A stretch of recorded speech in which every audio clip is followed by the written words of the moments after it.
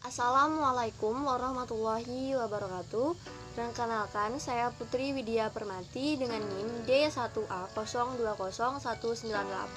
Di sini saya akan menyelesaikan tugas akhir, yaitu untuk ujian akhir semester dengan materi fungsi manajemen. Yang saya ambil adalah bagian actuating atau pengarahan yang diberikan langsung oleh Ibu Ira Wahyuni.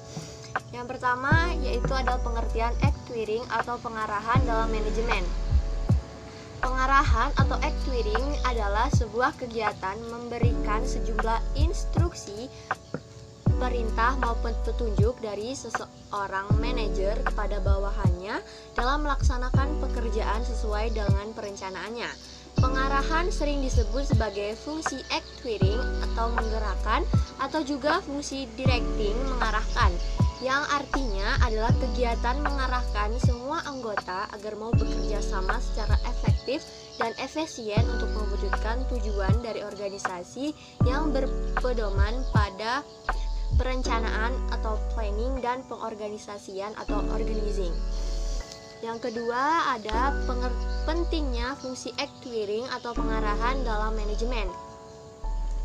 Fungsi actuating dalam organisasi lebih menekankan pada kegiatan pengarahan, menggerakkan, membimbing, dan mengatur yang berhubungan langsung dengan orang-orang. Fungsi perencanaan dan pengorganisasian saja belum cukup, sehingga harus diikuti dengan menggerakkan seluruh potensi sumber daya manusia dengan benar dan tepat dalam mencapai tujuan.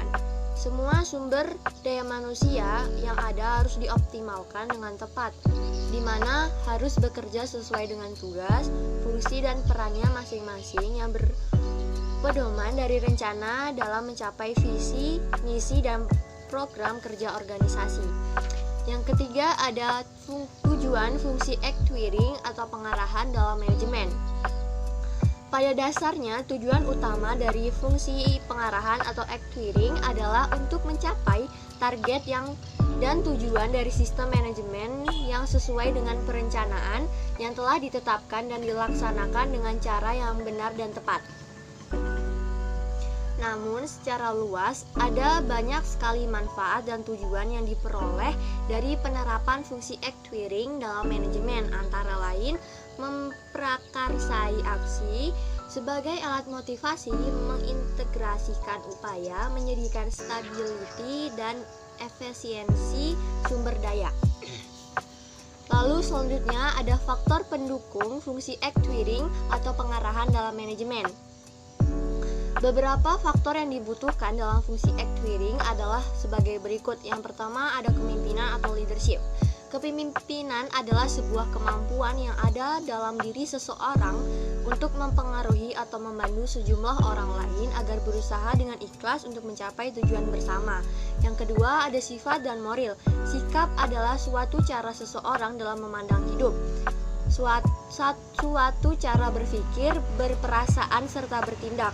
Sikap dan moral yang baik dan tepat harus dimiliki seorang manajer dalam mengambil suatu keputusan di dalam pelaksanaan fungsi pengarahan. Yang ketiga ada komunikasi.